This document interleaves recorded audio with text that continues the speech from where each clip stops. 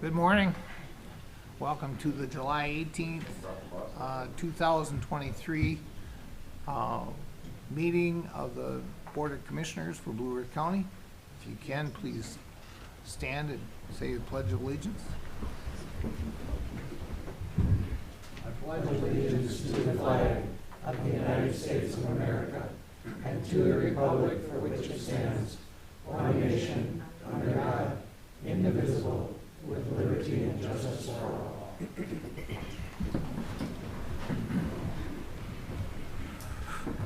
Start with your agenda review, Bob. Mr. Chair, there are no changes to the agenda today.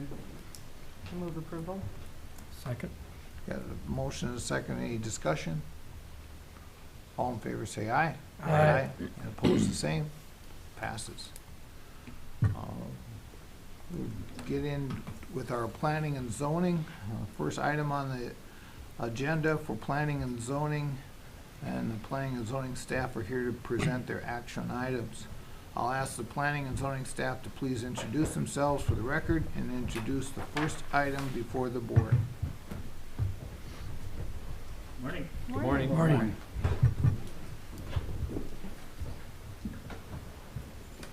Yeah, good morning, Mr. Chair. Scott Salisbury, Property Environmental Resources. I'm a land use planner.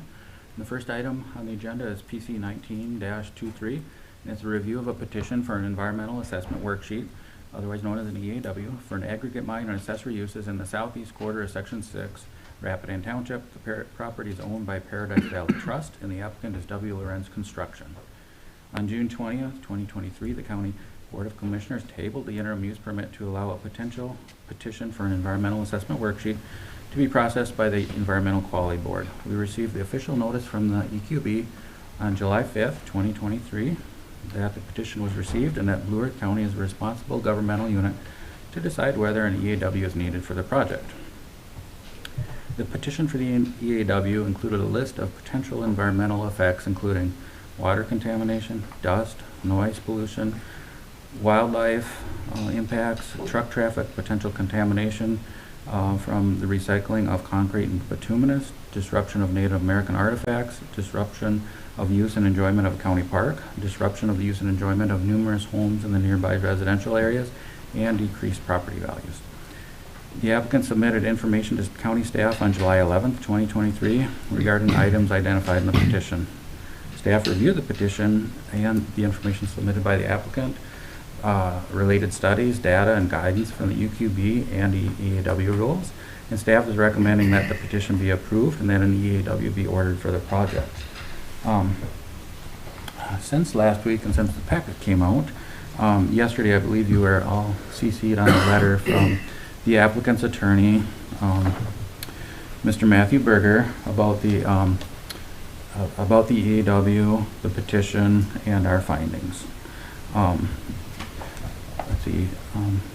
The letter states that regarding a number of the studies, he states that these studies do not support the petition's claim that the proposed Nelson pit may have a potential for significant environmental impacts related to groundwater contamination or drawdown. Also states that the study that's referenced there found that there was no significant impact on groundwater levels from mining at all pits where dewatering does not occur, and the proposed application does not include dewatering. Mr. Berger's letter also stated that the proposed findings that the proposed Nelson pit may have the potential impacts to groundwater and groundwater flow and direction because the proposal includes mining into the Jordan Sandstone. He states that this is factually incorrect. While the permit application estimates that mining will terminate at a bottom elevation of approximately 820, the application materials further clarify that the actual mining depths will be dependent on site conditions. Just want to hand out, just for the record, this is the geotechnical profile that was submitted by the applicant, and we'll describe that a little bit later here while that's being passed around. But Mr. Berger's letter states that to the extent that the lower portion of the proposed vertical section includes material that is classified as Jordan Sandstone, this material is highly deteriorated, and in parentheses says if it were not, it would be impossible for Lorenz to remove it based on the proposed permit. Thus, the fact on which the draft resolution or premise are not supported by evidence in the record and are not factually correct. as you can see, the geotechnical profile that we passed around here is from the applicant's application. It was prepared by ISG. And it's got a front and back. I included the back just because it zooms in on the back side. And what that shows, it shows the bottom of the pit on the bottom of the page at an elevation of about 820. And then above that, the Jordan Sandstone Formation. So the bottom 15 feet of the proposed mine is the Jordan Sandstone Formation. So that's the application information that we have, and that's consistent with County Geologic Atlas as well as surrounding wells and well logs. So 15 feet there. So clearly, you know, this 15 feet, the total mine is 45 feet deep. So the Jordan Sandstone represents a third of the elevation of the proposed pit. So Mr. Berger's letter, claimed that it was kind of incidental that they would be in the Jordan Sandstone. Based on the information we have in this Jordan Sandstone, it sure seems like 15 feet is significant. The profile also shows the aggregate above there is silty sand, sand with silt, sand with gravel, silty sand. So those, top 30 feet there would be the aggregate that would be mined. Mr. Berger's letter also references some of the DNR studies and that talk about dewatering. So that the top 30 feet are really the alluvial deposits. So the aggregate materials that would be deposited by river systems up on the top.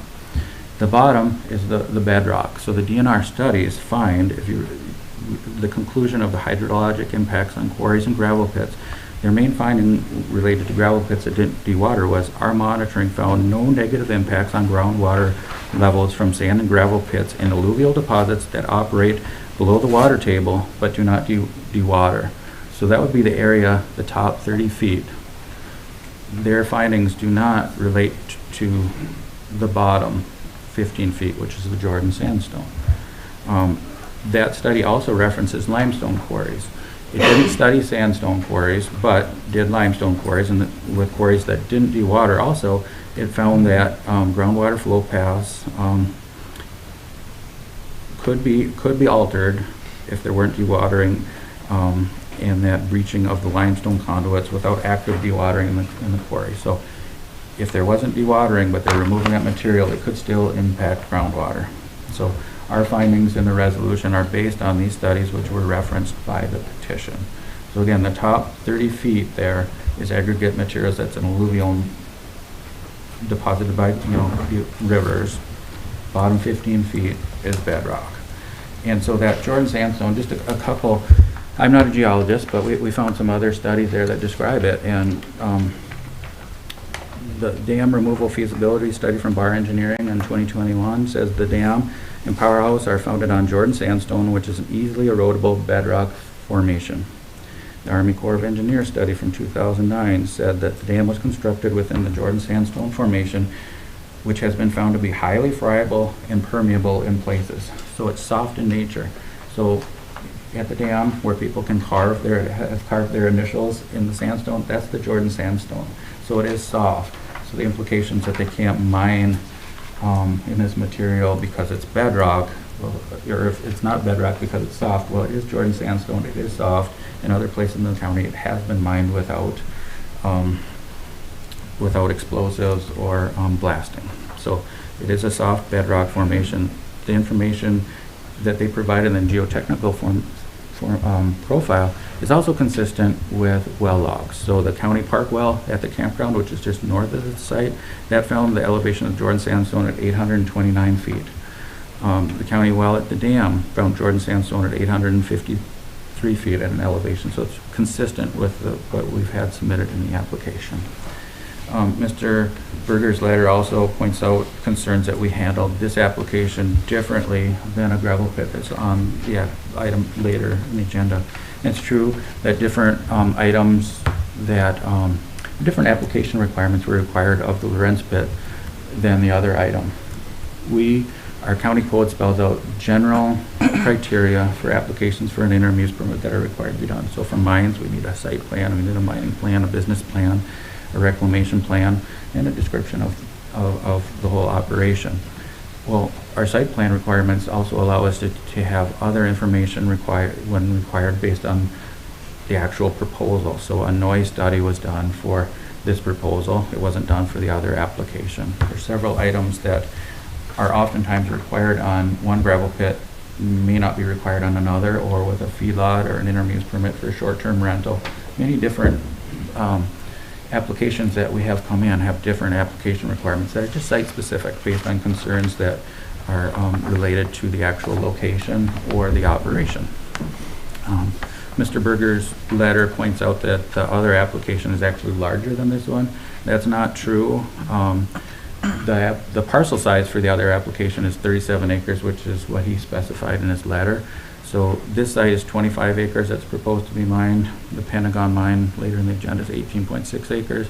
The life expectancy on this pit is 20 years compared to 10. The number of houses within a quarter mile, there's 12 on this site. The other mine, there's just 2. This site is in shoreland of the Blue Earth River. The other application is not in shoreland. It's close to shoreland, but it's not with the actual mine. It's not within shoreland.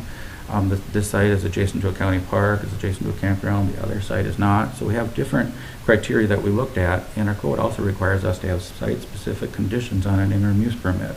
Any permit that we have coming in should have conditions that are related to that site. So there's conditions that we were proposing with the Rents Pit that we weren't proposing for the Pentagon mine, and vice versa. So each site is unique. So in the packet, there is a resolution. The findings in the resolution are based on the requirements of Minnesota rules, EAW rules. The findings have been drafted by county staff with assistance from the county attorney's office. They did a great deal of help with us in drafting those findings, and we addressed all the requirements that are required in the EAW rules. The board action is the passage of a resolution based on the findings to have an EAW completed.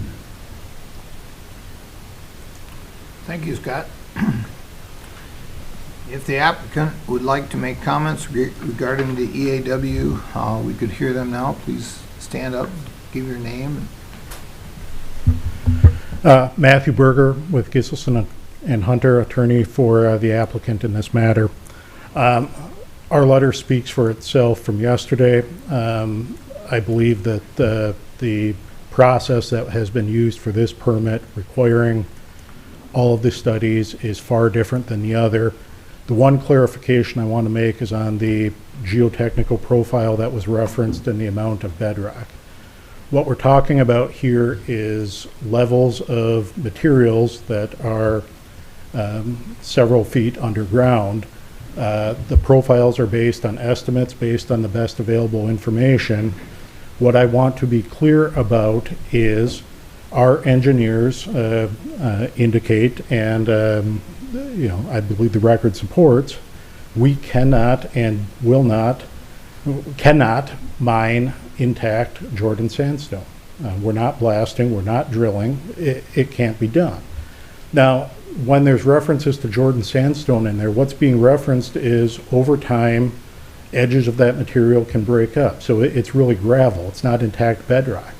And if it's already deteriorated to the point that it can be mined, that would be part of the proposal. But we're not proposing and any blasting that would allow mining of intact bedrock. So if we get down 30 feet in one spot and run into intact bedrock,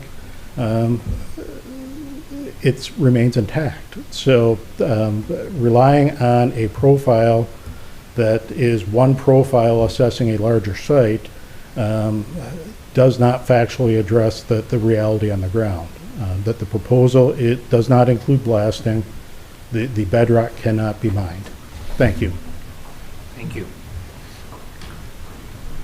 Is there any comments from the board? At this point, from me.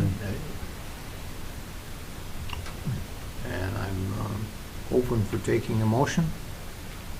I move the resolution to require an EAW. I'll second it. I got a motion and a second to require an EAW. Is there any discussion? Mr. Chair. Yes. So Scott, thank you for that report. That was very helpful to me, and the emails that went back and forth last night with Matthew and your staff was very helpful to me. I do struggle a little bit with this because of the fact that they are kind of two different projects, but could you just maybe elaborate a little more on, it kind of sounds like we're at a water issue. We've done all the other studies. We've done the traffic study, we've done the noise study. Can you just help me out and help me understand why we would want to take it to the next step when those studies have all been done? And why can't we pull out this limestone issue and deal with that at more of a one-on-one issue instead of reopening up the whole thing? Can you help me out with that? Sure, yeah, good question. So when we're reviewing the petition for an EAW, we're reviewing, is there potential for significant environmental impact? And on the groundwater side, that was the one issue that we found that there is potential. We don't know. It could impact groundwater or it could not, but that would be additional study that would be required to make that determination. With the noise study, traffic study, wetland delineation, stormwater plans, those items would be addressed in EAW. There wouldn't be additional information required for those studies, but in the EAW process, those studies are reviewed by agencies, state and federal agencies, to get more input to make the determination of the overall potential environmental impacts. So right now with those studies, county staff has reviewed those. So in the interim use permit process, typically we don't have reviews of the Minnesota Pollution Control Agency, the Department of Health, only DNR review in Shoreland, and on this case we haven't had that review yet. But there would be the opportunity in the EAW for those studies to be reviewed in more detail by more people to make that decision about the potential significant environmental impacts of a proposal. So with that, if we move forward with this EAW and we don't have anything alarming from all of these other agencies, and I appreciate that, another set of eyes looking at this, the county staff, maybe not be the experts at this, looking at a report we get from a noise study or a traffic study, you're all very good at it, but you might not have that expertise. So as it moves through those processes, as if it comes back without any other red flags, it would be pretty hard to deny this permit at that point, would be my assumption. Well, so the EAW process, yeah, is not an approval process. It doesn't understand approve that, or yeah. deny a project. It's about information gathering. So if we do any EAW and don't find significant environmental impacts, those items are brought forward in, whether it's an interim use or a conditional use, but in that permit review process, those would be a cornerstone or the foundation of those findings to approve or deny that permit. So that information will be helpful in that process, is what I'm trying to say. Yes. Mr. Chair and Scott, but also doesn't the EAW, one of the things that it may say is that in EIS, environmental impact statement would be required then. I mean, that would be the next step. Yeah. I mean, that's a possibility Yeah, as well. that's really the primary purpose of it, is to determine whether an EIS, environmental impact And statement. if that can be answer done. is no, and there's not any harm to the environment, that's the point then where Correct. you look specifically at the permit. Correct, yeah. We have to answer those two questions first, EAW, and then is there EIS needed? Correct, exactly. Thank you. Any other discussion? Any other questions, Mr. Chair? You know, anytime we can get more information on what's going on before, so we can make a logical, a good, sound decision, to me is a good idea. If there's no more discussion, all in favor say aye. Aye. Aye. Opposed, the same. That passes. Thank you, Scott, for that report. Okay.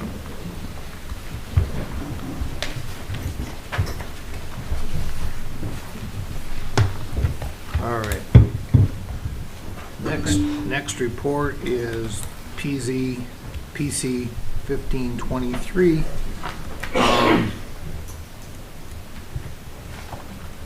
Go ahead. John Considine, Senior Land Use Planner. Thank you. My pleasure. PC 15-23 is a request for review and approval of interim use permit from Thomas Keogh to operate a mechanic shop as a Level 2 home occupation in the Conservation District. The property is in the southwest quarter of the northwest quarter of Section 32, Garden City Township. The location address is 16685 510th Avenue, Lake Crystal, Minnesota 56055. At the Planning Commission meeting, staff presented the report, and there was no comment from the applicant, and there was no comment from the public. The Planning Commission had no questions or concerns regarding the proposal, and following discussion, the Planning Commission, by roll call vote, voted unanimously to forward a recommendation of approval of the request to the county board based on the findings and conditions recommended by staff. And the board action proposed this morning is passage of the resolution based on the recommendation of the Planning Commission. Thank you, Mr. Chair. Thank you. At this time, we'll open the public comment portion of the hearing. If you would like to make comment regarding PC 1523, please come to the podium and state your name and address for the record.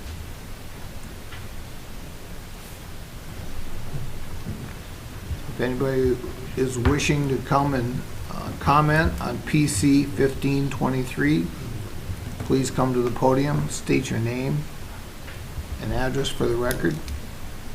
And for the last time, anyone wishing to comment on PC 1523. Now we'll close the public comment portion. Are there any comments from the board? I don't have any questions or comments, Mr. Chair. If not, I will entertain a motion in a second. I would move the passage of the resolution based on the recommendation by the Planning Commission. Second. I have a motion and a second. Any discussion? All in favor say aye. Aye. Opposed, the same. And that passes. Planning and zoning staff, PC 2023. Good morning, Commissioners. I'm George Leary with Blue Earth County Planning and Zoning. PC 20-23 is a request from Trank LLC and Pentagon Materials Incorporated. It's a request for review and approval of an interim use permit for an aggregate mining operation. Activities will include extraction, crushing, screening, washing, and stockpiling of aggregate materials. The proposal also includes recycling of concrete and asphalt products. The property is zoned conservation and includes a small area of shoreland of the Cobb River. The property is in part of the east half of the southwest quarter of Section 19 Decoria Township. Staff presented the report. The applicant was present and provided a brief synopsis of his company, their locations, and the intended use of the aggregate intended to be mined. He also indicated their intention to modify the working hours of Monday through Friday to 7 a.m. to 6 p.m. and to move a sedimentation basin from the southeast corner to the middle of the site, which will help reduce runoff from the site. A resident asked for more information on Trank LLC, who they are and where they are from. He said he had searched online but couldn't find anything. The applicant indicated that Dennis and Jason Loken are the owners of the LLC. A commission member provided information he found on his phone regarding Trank LLC on the Minnesota Secretary of State website. Another resident asked if the proposed improvement to the township road would change the setback requirements to the road. A staff member indicated there would be no change. Another resident expressed his appreciation for the compromises offered by the applicant. There was no further public comment. Members of the Planning Commission discussed the proposal.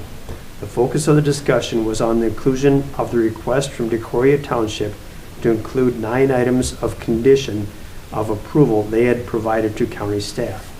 A commission member suggested that the 9 items provided by the Decoria Township could be attached to condition number H that had been prepared by staff. One commission member expressed concerns with the road and mining in the conservation zone district and briefly opined on the environmental impact of mines in general. There was no further discussion. Following the discussion, the Planning Commission, by a roll call vote, voted 5 in favor to 1 opposed to forward a recommendation of approval of the request to the county board based on the findings and conditions recommended by staff, with an amendment to condition H to include the 9 items requested by the township and to amend the working hours to reflect the amended hours presented by the applicant. Staff is recommending the original conditions provided to the Planning Commission with no additional conditions as requested by the township. Staff's opinion is the original condition H adequately addresses the township agreement with the applicant and allows the township the ability for any future enforcement if necessary. The board action is passage of the resolution based on the recommendation of Property and Environmental Resources staff. Thank you, Mr. Chairman. At this time, we'll open the public comment portion of the hearing. If you would like to make a comment regarding PC 2023, please come to the podium, state your name and address for the record.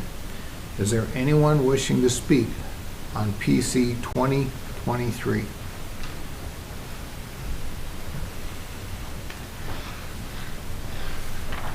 My name is Jim Voda, and I'm here representing Pentagon Materials Incorporated. And just wanted to let you know we're here and available if there's any questions that need to be answered. Thank you, sir.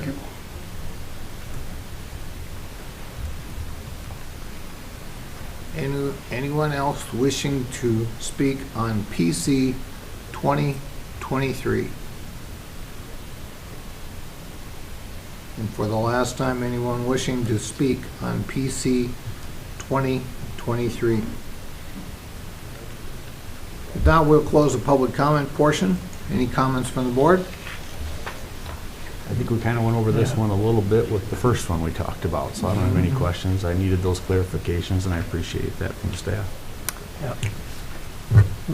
If not, I entertain a motion in a second. I'll move. I'll second. I got a motion and a second. Any discussion? Seeing no discussion, all in favor say aye. Aye. And opposed, the same. That passes. PC 2123.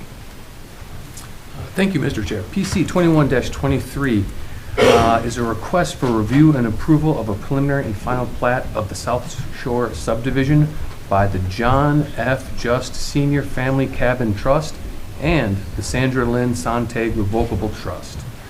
The plat will create 2 lots from an area not currently platted, and lots 1 and 2 and a portion of lot 3 of Hillside, Lake Washington.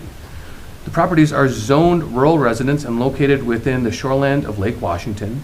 The properties are in the northeast quarter of the northeast quarter, section 19, Jamestown Township.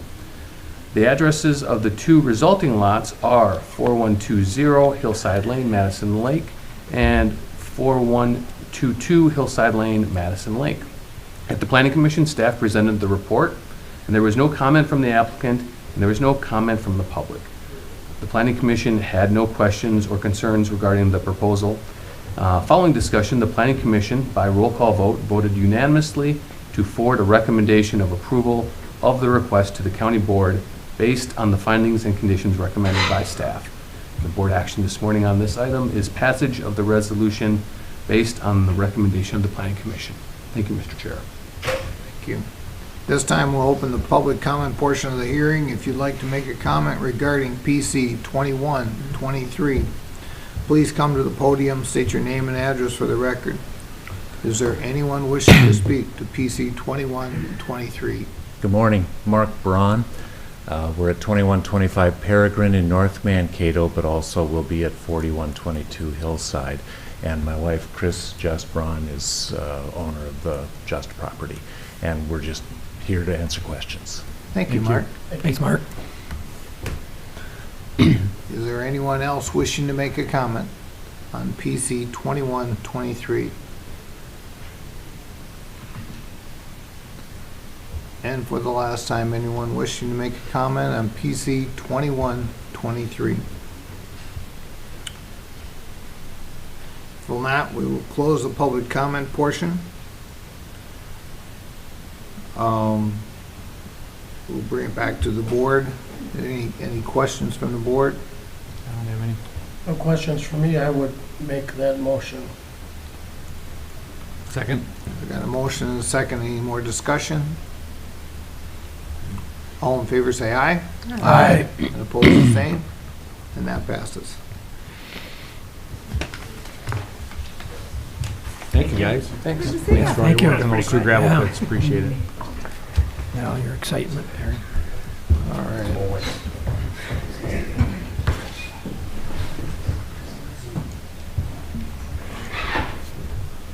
Phil is walking in next. I figured that, yeah.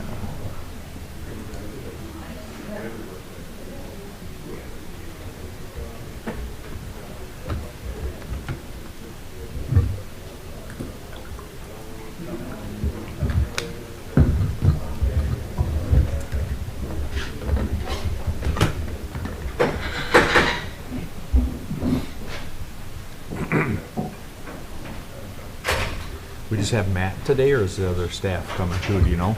And Micah? I assume Nancy and, You just have Matt listed. You're up there, Phil. Yep, Just in time. just in time. Go ahead. Just in time service. Thank you, Mr. Chair and Commissioners. I have 2 action items for your attention today. The first being in Children and Family Services, Midwest Monitoring and Surveillance.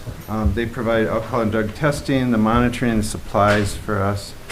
Also provide complimentary training to our staff to ensure that we follow the right protocols, which is important in this regard for the courts.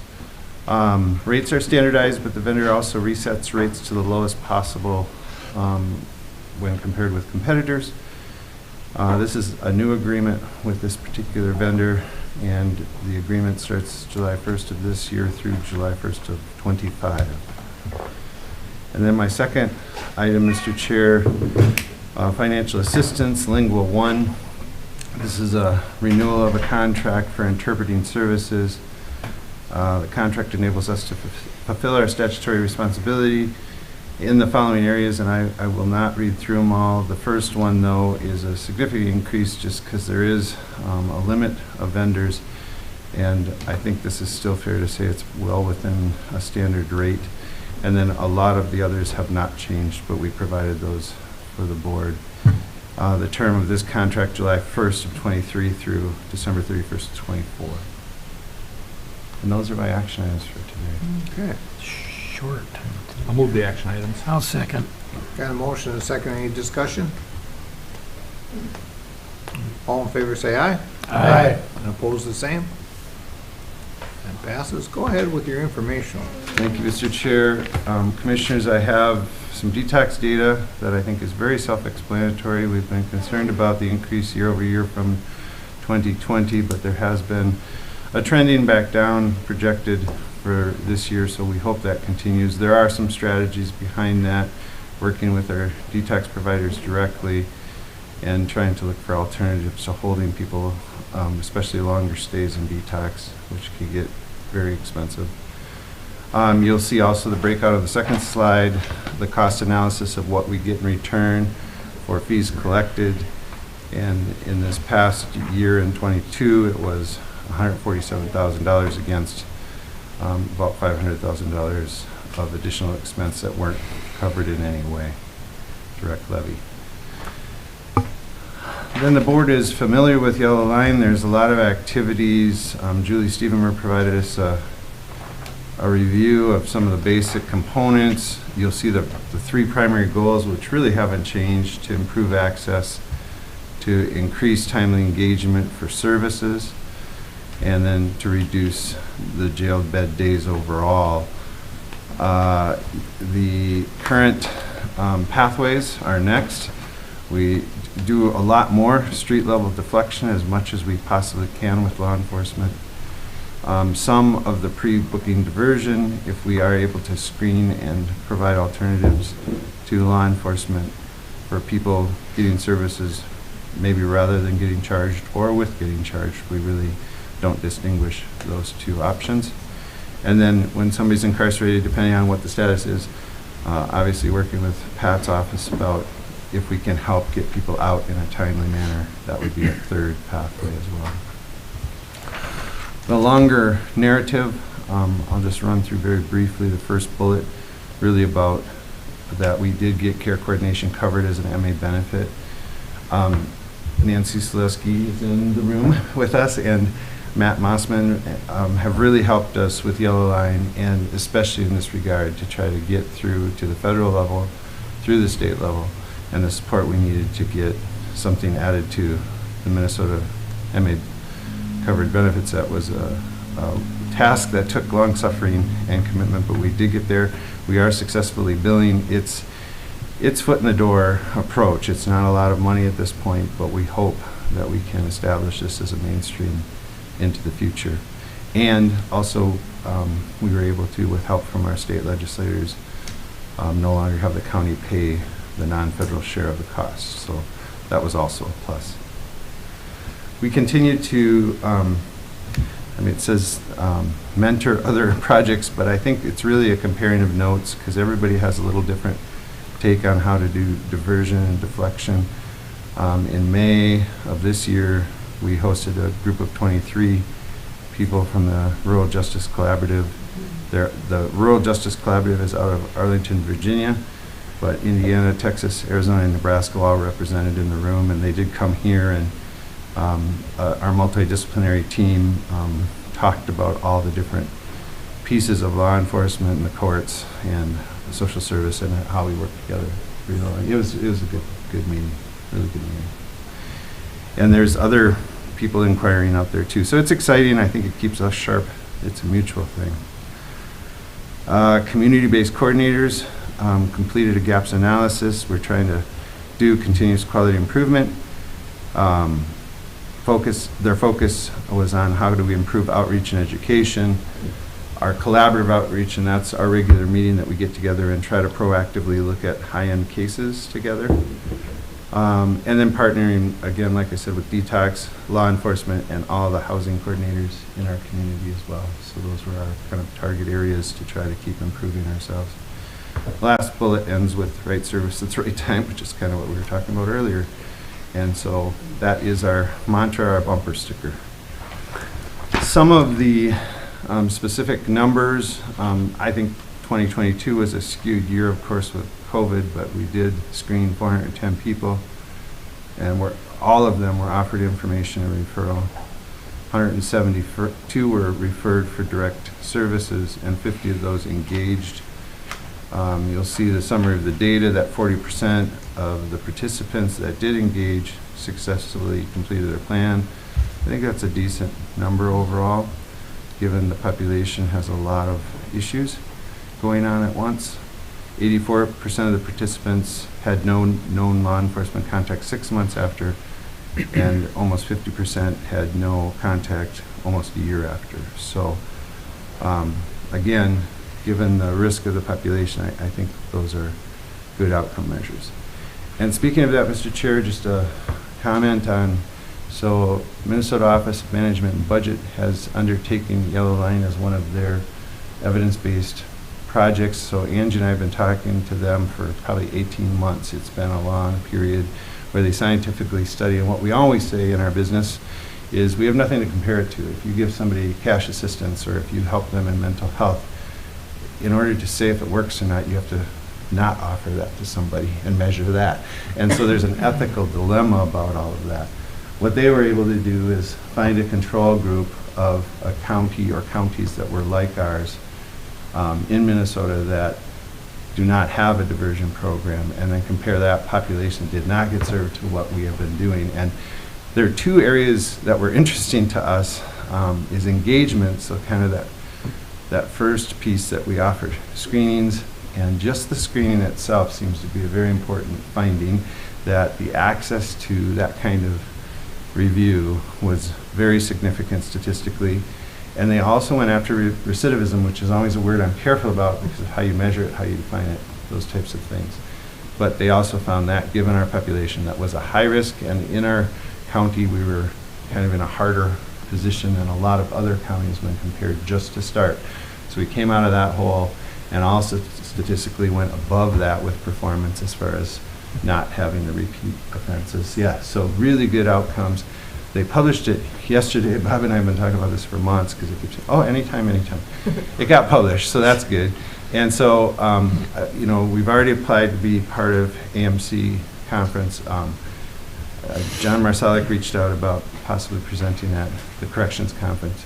We definitely will do MAXA. I would like to say we'll definitely do a local, community meeting on the findings as well. So it's a good thing. Wonderful. Yeah. Thanks for all that. We've been at this for quite a while, and it's nice to see that the Yellow Line project is doing this. What we expect. I mean, I'm seeing some of the numbers, and I think those numbers look good. Yeah. Anytime we can give people the information and that there's other options than to continue on with crime and stuff, super. And as we all know, that a very large percentage of people have mental health issues and problems before they go in. If they can get help with that, you know, we can maybe stop some of this. And Mr. Chair, I do want to just thank the board because, and even though we've had some turnover, that everyone has been very supportive of our efforts here, kind of building in the dark. Again, Nancy's always so gracious about talking about our partnership, but you know, it took years through legislative effort, blood, sweat, and tears to get there, and she was with us the whole way. So certainly Senator France and Senator Rosen were big champions of this as well. Mr. Chair? Yes. Just a question, Phil, and just have to refresh my memory. Yes. And most of this has been funded with federal and state grants, correct? I mean, Yeah, so we started with a state grant just because it was entrepreneurial and we asked for just one-time money. And so that's how we got launched. We actually are able, this funding source is, you know, not enough to float our boat with the 2 staff that we have on right now. But the savings in state hospital costs and what was detox were more than enough to say that we're ahead of the game as far as a business model goes, that it's cost effective because you save money by not using that high-end care. And so that, I think, does hold water. And that is actually, Commissioner, one of the biggest questions we're asked, which is what's the utility and how does it affect the bottom line? And I think we have a very, very strong picture of that. yeah, that's what's nice about getting a program off the ground with some federal funding. Because that's what the board struggles with, is using levy dollars to start a program like that and it not be successful. Now when you have something to compare it to, Right.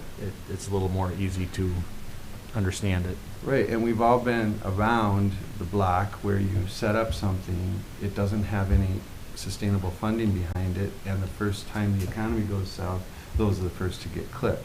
Whereas if we can get this MA service set going and build a rate that actually can sustain, that would be full security. Right now, I'd say we're partially secure in that. And our savings, I think, you know, from a business model, it would be foolish not to do this work because it's cost effective. It's absolutely cost effective. Sure. Thank you for that. Yeah. Thank you very much. Thank you. Good to see you all. Good to see you, Phil. Thank you. And we can jump into administration. Bob? Well, Mr. Chair and Commissioners, the first item is county board minutes for July 11th. So moved. Second. And a motion and a second. Any discussion? All in favor say aye. Aye. And opposed the same. Thank you. Next would be the bills for just 1 week this meeting. I'll move the bills. Second? And a motion and a second. Any discussion? All in favor say aye.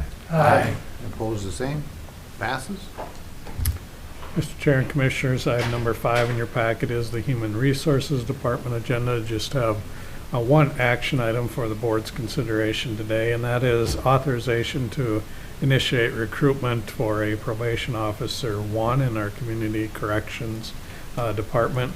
This is a request based on the fact that additional CCA funding was authorized by the legislature starting in state fiscal year 24, I guess, which is July 1st of this year. So we are receiving an additional $994,000, I believe. We have received from the department a request for 3 additional positions as a part of the 2024 budget request. This is a juvenile position that the department would like to start before the school year to start to position us well to receive referrals to the department to deal with juvenile issues in our schooling. So this would be one of those 3 additional positions that have been requested. So it's an early filling request of one of those 3 new position requests. Be happy to answer any questions the board might have on this. Looking for a motion? Mr. Chair, I so move. Second? Got a motion and a second. Any discussion? Yes. I would just add, I guess I'm not a big fan of not going through the right process and timeline and stuff like this, but this clearly is an exception. Looking at a school year versus a fiscal year or calendar year or anything else, I think it's to our advantage to to have that before the school year starts, so would support this. And the fact that it's coming with the new funding already, so. Good point, Commissioner. Okay. Any more discussion? All in favor, say aye. Aye. Opposed, the same. Passes. Under informational items, just a couple items there. We did receive a resignation of a child protection specialist in our Human Services Department, and so we have initiated recruitment to refill that position. Okay. Item number 6 in your packet then is the financial status report for June 30th. We're halfway through our fiscal year. So you'll see that our total revenues are at 53.7 million against expenses of just under 47 million. So well positioned at this point in the year. Some things to maybe note is that our state and federal revenues are lagging a little bit behind our expectation in our budget, and also below what we received last year, although I think the last year numbers were inflated due to the ARP funds that we received. We are seeing some better investments, our interest on our investments, so that's a good thing. Our transportation sales tax revenue continues to outperform our budget by a little bit. In terms of our local tax levy, we did receive receipts that are a little more than half of what we expected, so we obviously are seeing some prepayments of that second half tax there as well. On the expenditure side, our public aid assistance and personal services are a little bit above our budget target at this point, but that is being offset by a number of other line items there, the biggest one being those contract and fees with our road projects. So overall, sitting pretty well at this point in the year. Don't see any major challenges down the road. In terms of the enterprise fund, the Ponderosa landfill, you'll see that total revenues are about 2.3 million against expenses of 1.8. So again, sitting in a positive situation there. Obviously, with the additional cell development that's occurring at the landfill, we will see land improvements come in higher this year than they did last year, and so that will eat away at some of that overall experience. And on the cash and investment balances, you'll see our 6-month operating needs are at 58.6 million. Our total available funds then sit at 62.3 million. So we are a little bit above our target in that area. The total county funds then sits at 133 million. The only other thing I'd maybe draw your attention to is in the dedicated funds, the second line down, the law library. We have been running a deficit in that account for a few years now. We have adjusted some fees and have finally crawled out of the deficit. So kudos to the county attorney and the law library board for making adjustments there that have resulted in getting us right side in that area. Be happy to answer any questions the board might have about the financial status report. It looks good. Yep. Oh, that looks good. All right. Well, we have our MICA people here today. If you wish to come on up and give us an update that would be amazing. Good morning. Good morning. Good morning. Good morning. Nice trip down. Nice trip down. It was a fantastic trip down. It's always a beautiful drive down here. It was a great morning. Minnesota River Valley is just gorgeous. It is gorgeous. If you could each give your name and your position for the people out that are watching this. Absolutely. Be Mr. ready Chairman. for autographs when you leave. Yeah. I'm sure people will be swarming in. Matt Mossman. I am the Executive Director of the Minnesota Inter-County Association, which Blue Earth County is a member of and represents 15 of the larger counties in Minnesota, not including Hennepin and Ramsey. in your interests at the state capitol. Okay. Good morning. I'm Nancy Zaleski, and I do both public health and human services for MICA for a number of years. Nice to be here. Nice to meet you. Thank you. Steve Novak, I handle transportation for MICA. Thank you.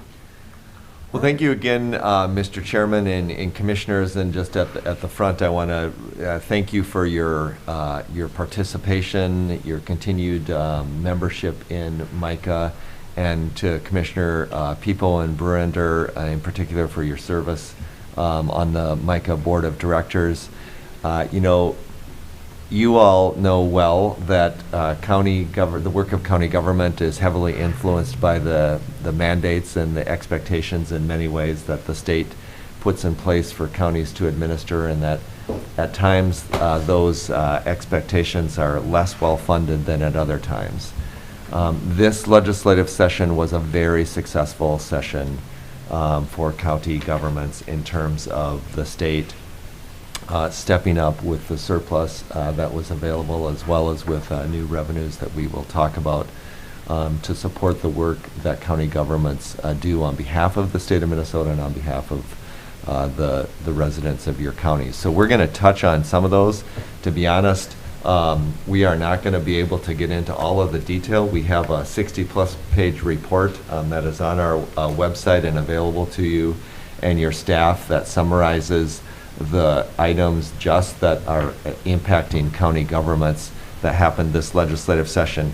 I would also note that very shortly after session, we actually took all of MICA's platform items and put them into a document where you can see from the document, and we have copies available to share as well, where there's a check mark by almost 2/3 of the items in the platform as indicating progress that we had made. I think, I'm not sure if I realized I should have started with those, but we have handouts of the PowerPoint presentation also.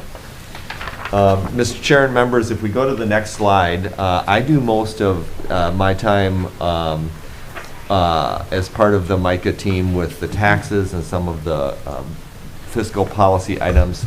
I just want to highlight for you the state budget as a whole and sort of where we fit into that, because the condition of the state budget drives the potential for us to be successful in the legislative session. As you will recall, 2022 ended without much action by the legislature. $12 billion of surplus carried forward to grow to about $17.5 billion. And then, you know, with that, the legislature raised some taxes and lowered some taxes in the general fund. But on net, taxes in the general fund will decline by about $2 billion in the next biennium for 24-25, the state biennium.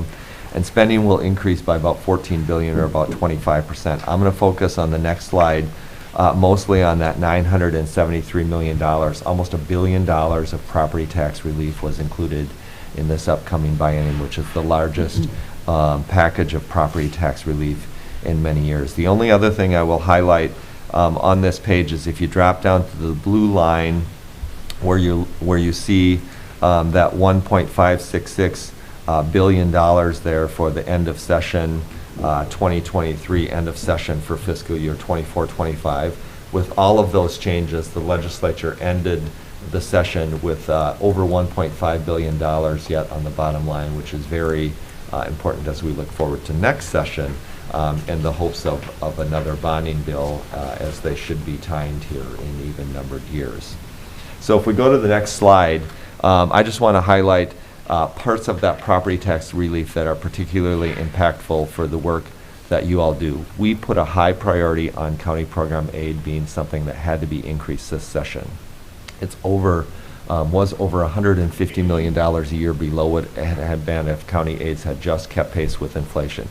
We asked for that $150 million. The House led the charge. The governor proposed money. The Senate proposed money. The House really led the charge by putting $100 million in, and we ended up with an $80 million annual increase beginning in calendar 24 in county program aid. Public safety aid, one-time aid of $300 million, $90 million will go to counties and tribal governments. Local housing aid, this is a new statewide annual aid program that will go to county and city, large city governments across the state to support the work that's done in housing at the local level, and that's infrastructure oriented projects, not the service housing services which are funded elsewhere. Soil and water conservation districts will get $15 million a year for 2 years, and then it will drop down to $12 million a year. This goes along with a conversation that had been going on for many years, where soil and water conservation administrative money was funded from the Clean Water Fund on a sort of one-time basis. And this gives a permanent funding source for SWCDs. And then SCORE grants, we finally made some progress after decades of trying to get some of the revenue that goes into the general fund from the solid waste management tax. That tax was put in place over 30 years ago with the intention that it fund SCORE grants and recycling and waste reduction. 30% of it has always gone into the state general fund and never found its way to those types of activities. We now have more of that money, 3% of that money being shifted into county grants, about a 20% increase in annual SCORE grants for counties. I just want to highlight in the middle of the page, there's also a lot of direct relief, which we support but don't directly lobby on. It doesn't come to county governments, but the legislature put in place for taxes increases that property taxpayers or renters might have experienced from 2022 to 2023. There will be a 20.57% one-time increase in homeowner and renter refunds for 2023 only.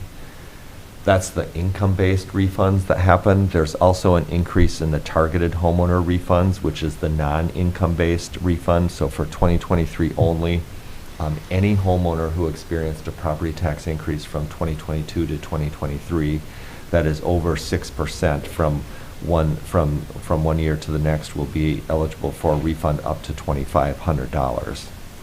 And that's an enrichment from the base law program and available for 23 only. Then the renter's credit is going to be more effective because it'll be going forward on a permanent basis because it will be a refundable income tax credit as opposed to a separate application that needs to be filled out, which is also anticipated to result in higher refunds. And of course, homeowner refunds were also boosted a bit. Market value credit exclusion was also expanded so that there will be more ongoing homeowner property tax relief going forward, along with an expansion of the senior deferral program. And then finally, I know I'm talking fast, but there is a lot of ground to cover. We were grateful for $125 million, which I think is the largest ever state investment into broadband grants over the next 2-year period. That's in addition to the federal money, of course, that'll come to the state of Minnesota for broadband grants also. If we go to the next slide, we just put together a slide for Blue Earth County that shows what this means for you all in a number of those program areas. You can see the $1.1 million a year in county program aid, that's ongoing. Public safety aid, that $1.1 million is one time. The local housing aid, the SWCD aid, SCORE grants will be about 20% higher, and as Bob mentioned, nearly $1 million a year in county CCA appropriation money. There's a slight decrease in one adjustment to one program aid, the homeless prevention aid. So I'll pause there for any questions. I'm gonna talk a bit at the end on community corrections and some other things, but otherwise, if there's no questions right now, I would turn it over to Steve to talk about transportation and transit, which was a significant part of the legislative session. Well, Mr. Chairman, members of the board, it's always nice to be in Blue Earth County, and we'll give you a transportation report, which is quite positive. And the chairman and I know have spent, I think we've lost track of the hours we've spent in transportation meetings in the last 10 years, but finally some things have paid off, so let me outline them for you. Persistence. Persistence, yeah. First of all, the session got off to a very positive start way back in January with an individual bill that passed to start to provide significant state money as set-aside match money for the federal dollars coming in through the federal infrastructure plan over the next 4 years. And they allocated at that time $316 million in a separate bill for that purpose. So that set a very positive tone to get us going. Then to just outline the macro version of what I'll give you the details on over the next few minutes. Basically, it would focus on three things: the transportation finance bill, which was given a $1 billion target, the trunk highway bonds, significant additional money for trunk highway bonds, and then finally, we hadn't had a bonding bill since 2020. Last year, we were here talking about the frustrations with the lack of action and all of that. And we ended up with a record bonding bill of $1.5 billion in bonds, in addition to $1.1 billion in cash for a $2.6 billion capital investment fund. So combined, that will be $3.8 billion in ongoing dedicated revenue over the next 4 years. I can tell you right up front that Blue Earth County will be receiving about a blended average of about 20% per year over the next 4 years, which is significant. And so let me go into the details on this.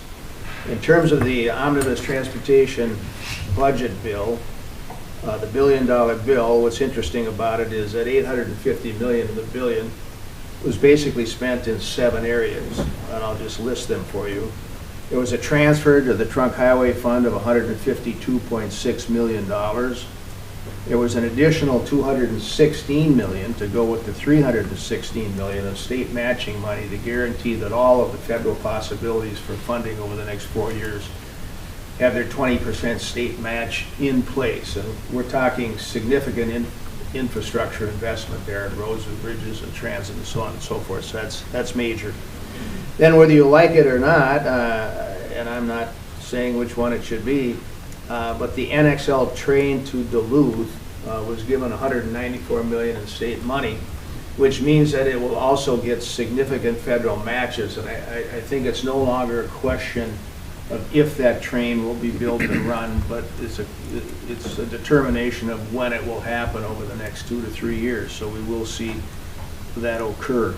Along with that, we had an additional $36 million for county roads and bridges, $50 million for the Blue Line LRT, an additional $40 million for Greater Minnesota Transit, and then $131.8 million of what they're now calling named projects, what we used to call earmarks, and you'll see that as a pattern throughout these 3 major transportation funding bills. Let me go into the specific details about new revenue for transportation on an ongoing basis. We have worked for years on all sorts of varieties of options to try to get around the gas tax, I guess. And finally, all of this work has paid off, and let me just quickly list them. Right from the beginning, the House and the Senate seemed to be in sync in terms of being willing to raise tab fees, and the result of that will be an additional $240 million for the biennium. Then there was a new fee that was discussed in the House, ended up passing the House, was never heard in the Senate, but became law, and that is the imposition of a 50-cent retail delivery fee on orders over $100. And that is going to produce $60 million per year. And then, kind of the surprise of the session, the gas tax came back. It's actually never heard in either committee of either house, but it became part of the conference report. And it indexes the motor fuel excise tax to the construction cost index, and it's capped at 3% per year. And basically by fiscal year 27, it'll equal a 5-cent gas tax and produce about $150 million over the next 2 years. Then there's the sales tax on motor vehicles, and that is going to produce $40 million for roads. And then finally, over the next several years, ending in fiscal year 2033, we'll have the full transfer of the sales tax on auto parts, which will be very significant. Combined, this produces something better than $600 to $700 million per year in new revenue on an ongoing basis, which the chair may recall was something we were trying to attain back in 2013. So it's taken us a while, a decade, but we've finally done what the studies said we should do to restore the transportation system within Minnesota. That takes me to the next step, which is to tell you briefly the significant investment in trunk highway bonds, which will be $599 million. And it essentially goes to four places: $87.4 million to MnDOT facilities, an additional $153 million for corridors of commerce, an additional $200 million for state road construction, and then $166.15 million for what they're calling name projects, earmarks around the state, and that totals $599 million. That then takes us to the capital bonding bill, which was a work in progress for better than 3 years, but now that it passed, it's going to provide a significant investment in transportation around the state. So let me quickly outline that. Local roads, in the undesignated column, $78.95 million. Named road projects, the earmarks, is additional $146.42 million. And then there was the $18 million from the capital bonding, or the capital budget bill, for a total of $243 million. And that is against our platform proposal, which was $250 million. It's the first time since I've been doing this job we've met that target, so very significant for local county roads. Then and we tend to set the target high. Yeah, we tend to set the target very high. That takes us to local bridges, and that breaks out this way: $67 million for undesignated, and $41.9 million for named bridge projects, earmarks. The additional $18 million that was referenced earlier for local roads, for a total of $126 million, which essentially matched the governor's proposal, and we're very, very happy with that. That's the highest number that we've ever achieved. And then another one of our platform positions that's important to your county and every county around the state, which is the local road wetland replacement program. We had hoped that they would match the governor's proposal on that, which was our platform position, which was $18 million in bonds, $7 million in cash. They did put in $12 million in bonds, and so we've still got some work to do there, and that'll be one of our top priorities for next year. I'll just quickly hit a couple of other transportation subjects inside the capital bonding bill. The highway railroad grade crossings received an additional $3.6 million. Port development, $18.09 million. Safe routes to school, $2.4 million. Active transportation, $1.2 million. Minnesota Rail Service improvement, $9.6 million. And an additional $3 million for Greater Minnesota Transit. When you added it all up, it comes in just under $500 million, $493.71 million. And as I referenced in the beginning of my remarks, that totals $3.8 billion in ongoing dedicated sources of revenue over the next 4 years.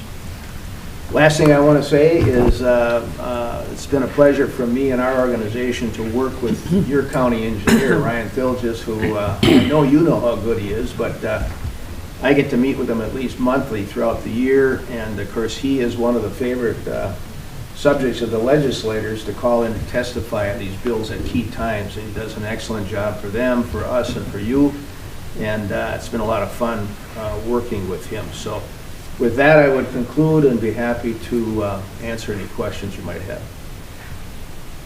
Well, it all looked very positive. We appreciate your work on that.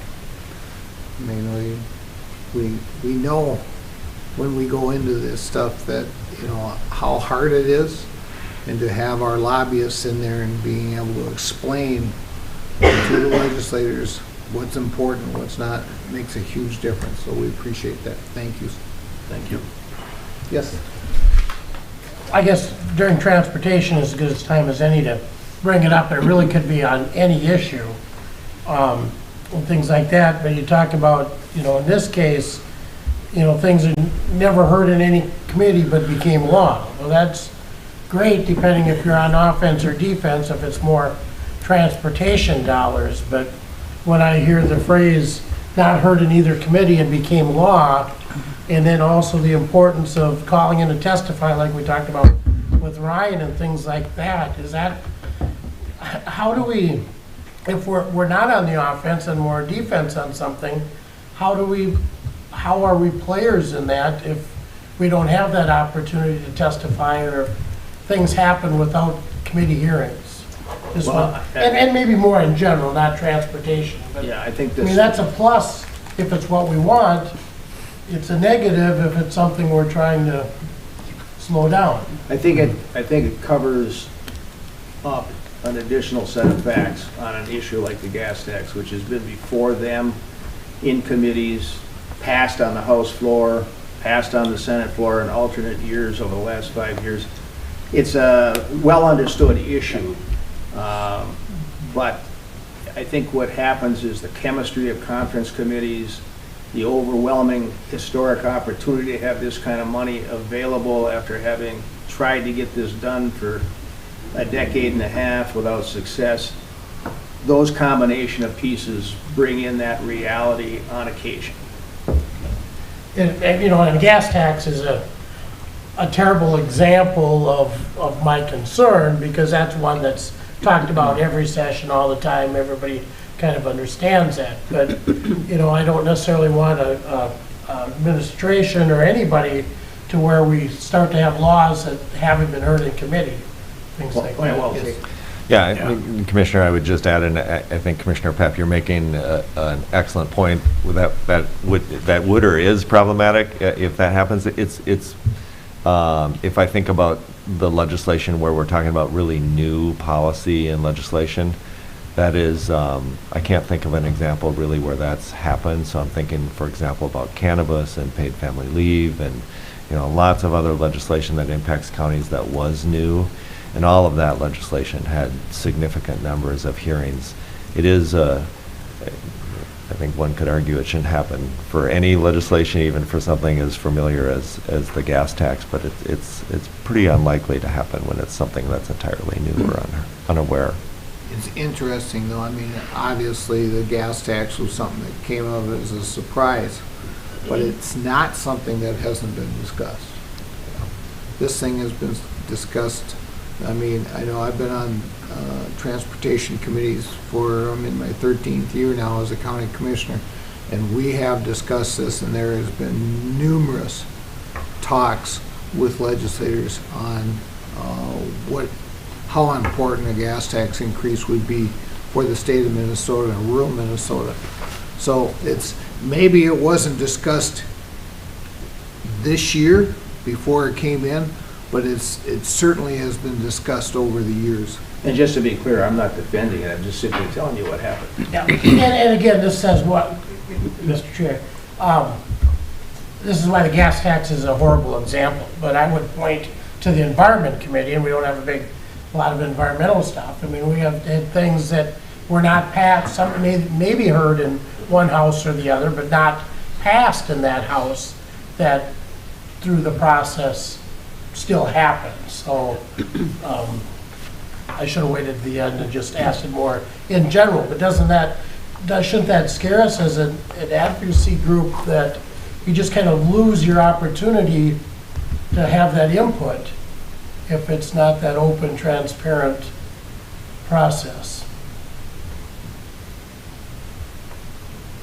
I think we. Point well taken. Yeah. Point well taken. Thank you, Kevin. Some of that. I think you're up. I'm up? Okay. Nancy can be up. Thank you. Thank you, Mr. Chair and Commissioners. Again, Nancy Selesky, and it's a pleasure to be here with you this morning.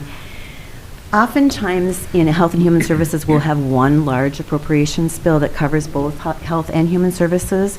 For the last couple of years, they've separated them. So I'm going to highlight the the two big bills. The first one was the Human Services Omnibus Bill, chaired by Senator Hoffman from Champlin, Representative Mohammed Noor from Minneapolis. $1.35 billion in new spending for DHS in the first biennium and $1.56 in the second.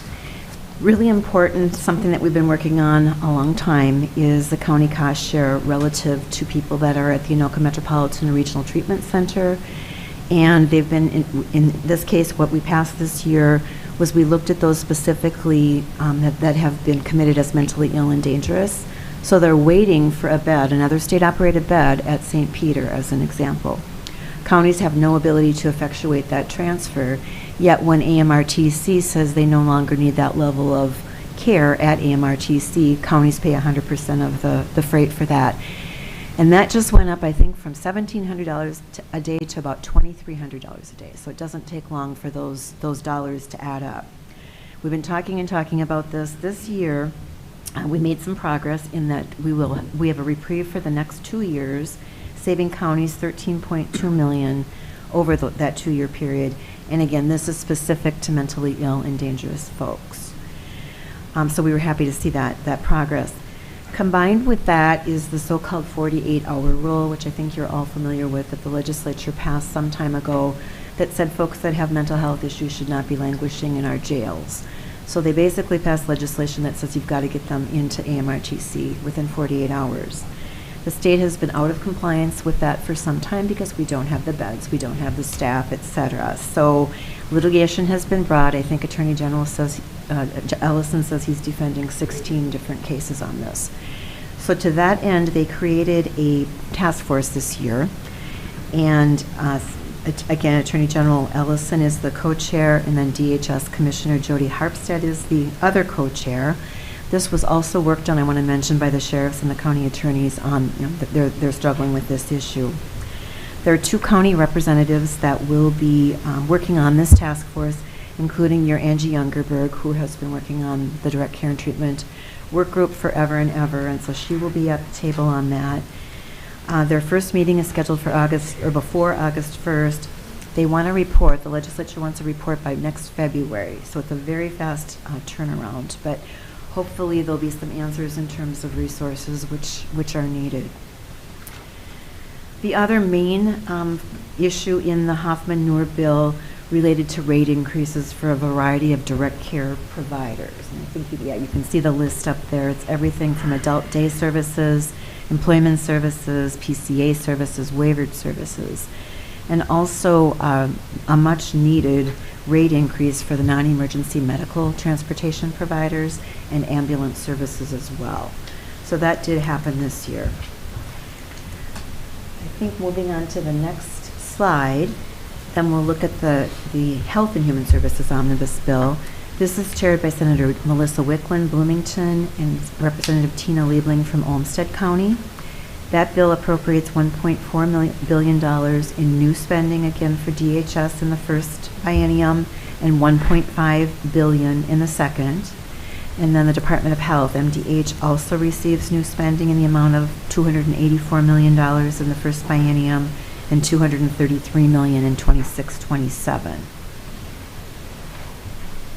These bills create 2 new state agencies. So we're going to be working with a couple new agencies, one dealing with the Department of Children, Youth, and Families, and one dealing with direct care and treatment. So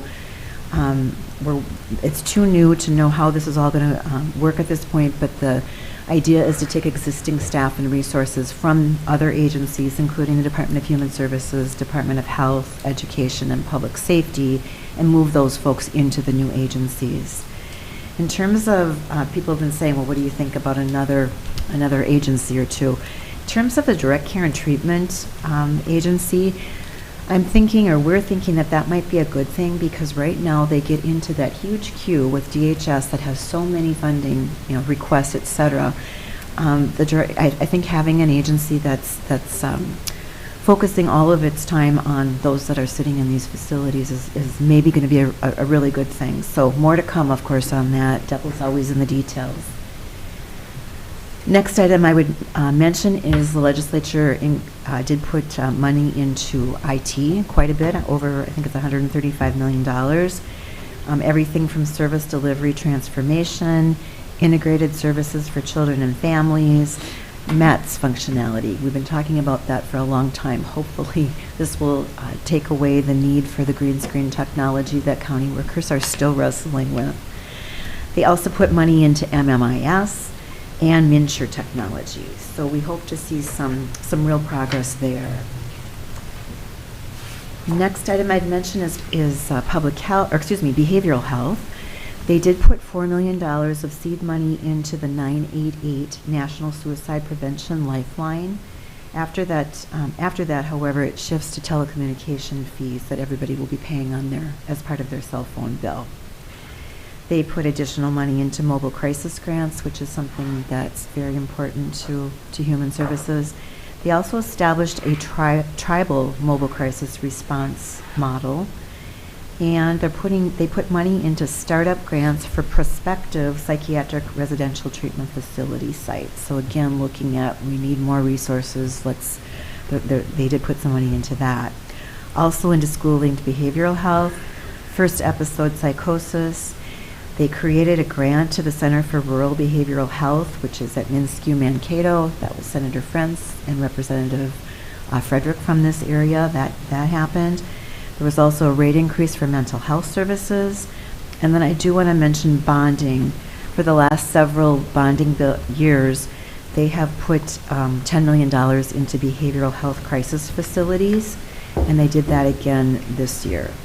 So I think we'll continue hopefully to see those investments, important investments in mental health. In terms of child care, they put additional money into the basic sliding fee assistance. They funded Family First Prevention at $25 million. There's money that goes to Kinship Navigator Services, Family Assessment Response, and also evidence-based practice grants. In terms of economic supports, there was an increase for general assistance for the first time in many years, and significant money put into food security. Public health, also strong investment there, $25 million into emergency preparedness. They created a public health response contingency account, so that will be sitting there in the event that there's something that occurs again. $23 million into transforming the public health system. Money, $21 million into Healthy Beginnings, Healthy Grants program. Money for lead remediation in schools and child care centers. And they also put about $3.2 million into the AmeriCorps Heading Home Corps, which helps people that are facing housing challenges. Other miscellaneous, I want to mention that there's now continuous medical assistance eligibility for children. That does not have to be reviewed every 6 months or a year, whatever the period was. They eliminated, effective January 1 of next year, there'll be no medical assistance copays or any shared costs for people that are on medical assistance. And they increased the MFIP housing COLA this year as well. Finally, I just want to mention that Chair Liebling had a number of issues in her bill that looks at healthcare affordability. Things like, changing the drug spend in the Medicaid formula from managed care to fee-for-service, looking at the universal health care, the public option, things like that. In the end, they're going to be studying that over the interim, and we'll hear more about that going forward. But right now, that is where that is. I also want to mention that early in session in March, the counties received $36 million in a separate bill for the purpose of unwinding the public health emergency.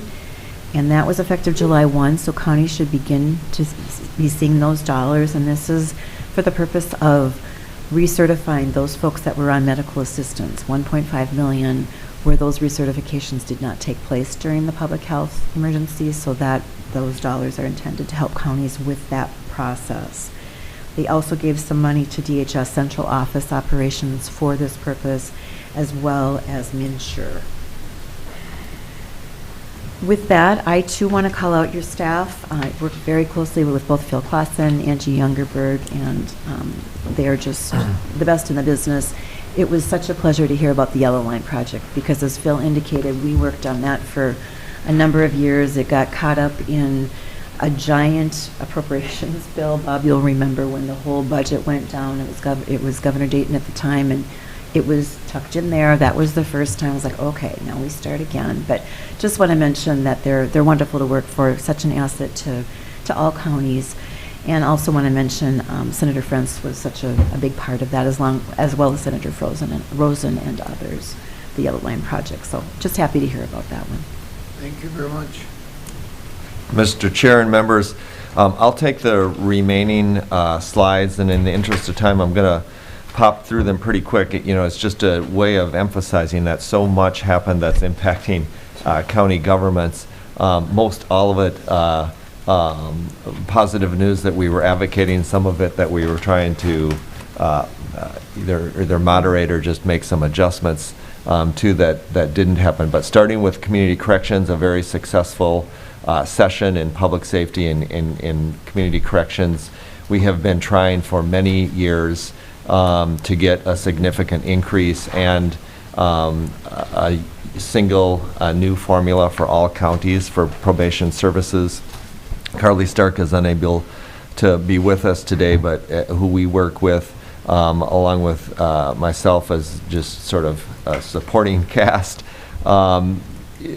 This year, the legislature did pass the county's recommendations for a new single formula. They did not quite fully fund that formula. We wanted $56 million, $43 million was put in, but a significant increase, a historic increase in community corrections and probation services money along with the new formula. Also along with that came a community supervisory advisory task force, and there will be expectations and adjustments in trying to make sure that all counties and all of the 3 service systems are following some standards and protocols in terms of how best to deliver evidence-based probation services in community corrections going forward. There was $4 million put into armored radio grants, which is far, far below what is needed. Would just point out that those monies that were in that public safety one-time grant money that I mentioned earlier that came in the tax bill, that money could also be used for equipment like radio grants. Then there was $70 million one time put into community crime and violence prevention, and Carly, in her summary that is included in our 50, 60-page document, highlights a number of other changes that impact counties that happened in the corrections and public safety area. I want to call out also in other county successes, going to the next slide. There was a housing bill that had a record historic $1 billion of one-time money, but a $1 billion investment in housing, everything from housing, single-family home ownership to rental property, to supporting new infrastructure, as well as rental assistance. Virtually every part of the housing continuum had additional support provided in that bill. Senator Pat mentioned earlier the environment bill, which we also summarized. Significant changes happened in environment and energy.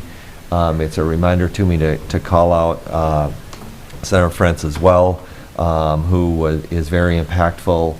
And we we work with Senator Frentz on virtually all issue areas. He's a very influential member of the Senate caucus and the chamber, but on environment and energy legislation, as well as the duty disability that I'll talk about in a little bit. There's also funding in there for solid waste management in other aspects of the budget, as well as money for Emerald Ash Borer response, healthier water, and significant opportunities in environment and climate resiliency as a part of this legislative session. In general government, just to mention a couple of things, there was a local compensation limit where we were the only state in the country that had decision-making was not fully in the hands of local governments. That language in law statute has been repealed. An open meeting law change, which will give some flexibility in medical exceptions for public bodies. And then many election law changes and ongoing funding that comes with that. And then finally, on the a number of other county impacts, paid family medical leave law that will be effective beginning January 1st of 2026. That will also be the date at which a new premiums assessment that funds that program for all employers, public and private, will become effective. The Jobs and Labor Bill included a requirement for employers to provide earned sick and safe time, 1 hour of earned sick and safe time for every 30 hours worked. There were significant changes to the Public Employee Labor Relations Act that will impact county, city, all local public governments. There were significant changes that were authored in the Senate by Senator Frentz for para-duty disability reforms, both that provide additional enhanced benefit for fire and police officers who experience trauma in the workplace so that they can get the care that they need, evidence-based care to support restoration of full health and return to work. And then eligibility for duty disability continues if the illness is unable to be, if the individual is unable to be restored to health. And of course, cannabis legalization also happened. I just want to particularly give a shout out to my colleagues at AMC who really took the lead on this legislation. We have a bit more bandwidth issues at MICA, and so we weren't in the lead on this legislation necessarily, but definitely supported through letters and other conversations as best we could the maintenance of continuation of some local control, and that there is some funding for counties and city governments going forward. In closing, happy to stand for any questions, but really want to thank as well Bob Meyer, Josh Milo, Lisa Malinsky, who I work with from your fiscal staff, Laura Elvabach, who I think I saw come in earlier when we started, who has just been a key human resource for not just our association, but I believe AMC as well, and just a key leader on much of this legislation, like paid family leave and earned sick and safe time and the PELRA changes.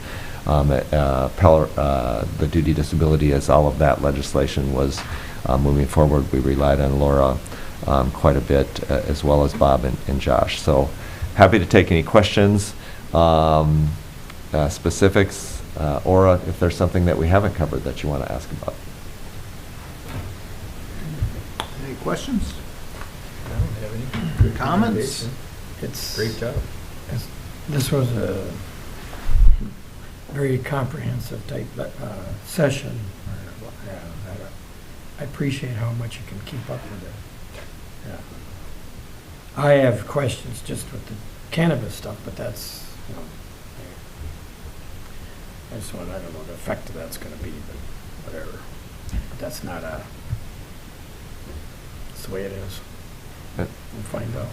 Mr. Chairman and Commissioner, I'm assuming that you're not asking about the effect of cannabis, but the effect of how it plays out The politics, I was referring to just socially, the whole thing. I have no, it's, what I when I would look at other say, states, you know, let's see. in all seriousness, that is, though, something that we will be following along with a lot of these areas to try and help get information out to staff as best we can. That in particular is one that as the Office of Cannabis, State Office of Cannabis is now getting set up and the regulatory structure needs to be put in place. There's a lot that needs to come forward yet to see how that plays out, not only in the politics, but in the implementation, and we'll be following that. You know, it's like with the open, like events when they'd have it, or apartments apparently too. It's like, you know, is it gonna be like cigarettes, you know, or you can't smoke in a, yeah. So I don't know, it's just my reservations, whatever. All right. Mr. Chair, I may just add, I appreciate the work of our MICA partners here. You know, one of the things that I've been sharing with the board over the last few years is how our state and federal revenue has been lagging behind the increases in local property tax. And this money comes at a great time in terms of trying to respond to the inflationary pressures we're seeing, the increases in staff costs. I don't know that people are going to be as excited about the local property tax levy, thinking that this is going to kind of remove that. That's not going to be the case, but it certainly will limit the amount of increase needed at the local levy or level. And so I do appreciate the work both AMC and MICA have done at the legislature to kind of push these issues in a way that's resulted in a positive impact on our budget. Thank you very much. Thank you. Yeah, thank you.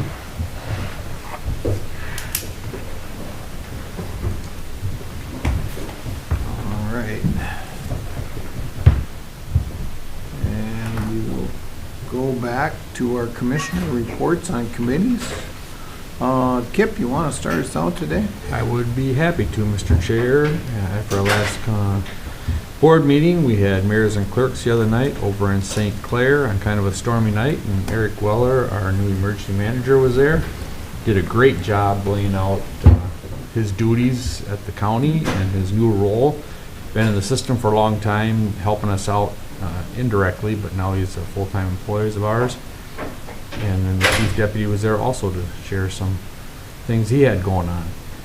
Yesterday morning, I had a very short week actually, and yesterday morning I was over in Waseca County for our Ditch 11, and we had to pick up another member of that joint meeting because the sewer was not in that watershed, and now they are. So Commissioner Rolfing from the Sewer County joined us in that. We got that done.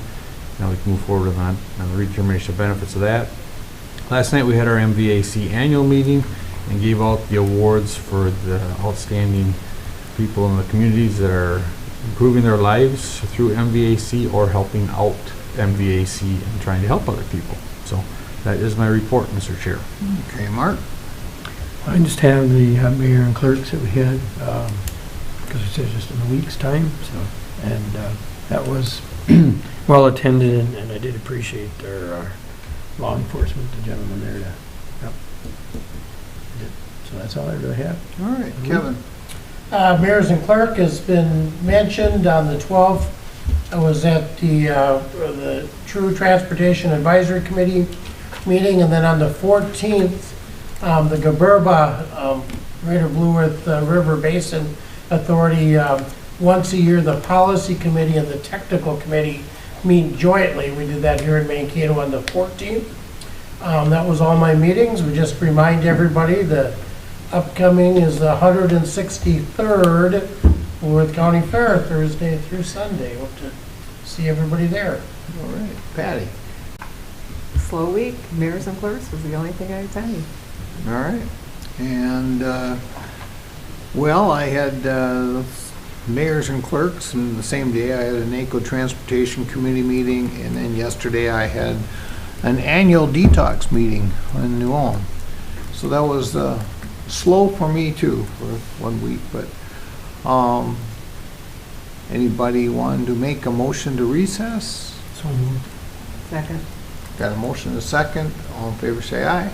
Aye. Opposed the same. We're recessed. Good job, Mr. Chair. Was Micah joining us?